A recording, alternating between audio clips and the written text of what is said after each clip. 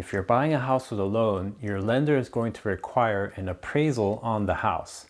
So you should definitely include an appraisal contingency in your offer.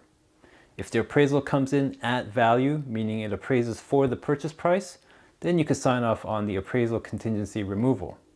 But if the appraisal comes in at less than value, that could be a problem, and you'll be glad you have the appraisal contingency.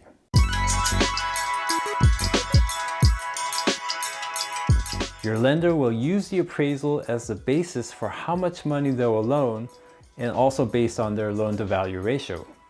Most lenders use a loan-to-value ratio of 80%, meaning they will loan 80% of the appraised value and not the purchase price of the house. If the appraisal comes in at value, that means the house appraised at the purchase price.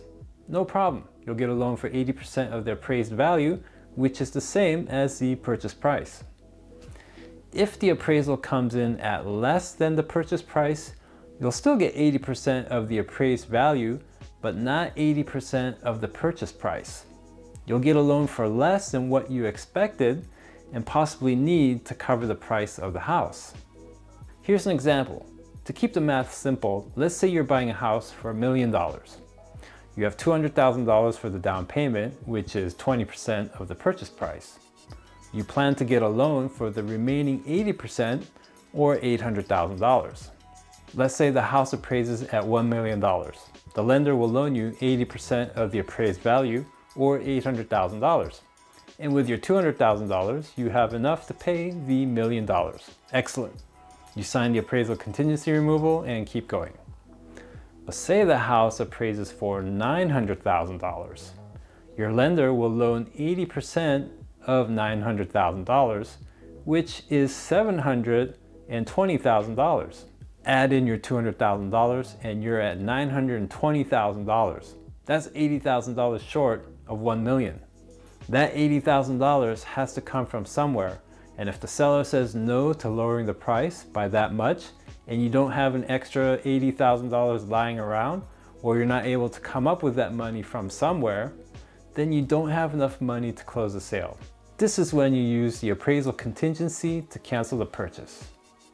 I'm sure you can see why it's good to have the appraisal contingency in your offer. But in really hot sellers markets where competition among buyers is fierce, some buyers are not including the appraisal contingency in their offer or are waiving it in the negotiation phase to make their offer more attractive to a seller. If you go this route, make sure you have the financial reserves if the appraisal comes in at less than value. If you're selling a house, now you know one of the ways a buyer can cancel a sale, which could give you a leg up when responding to offers.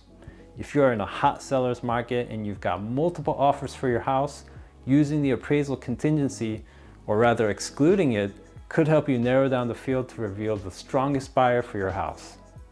Buying a house is one of the biggest purchases anyone can make, and the appraisal contingency is one of the 3 basic contingencies that should be included in any offer to purchase a house when using a loan.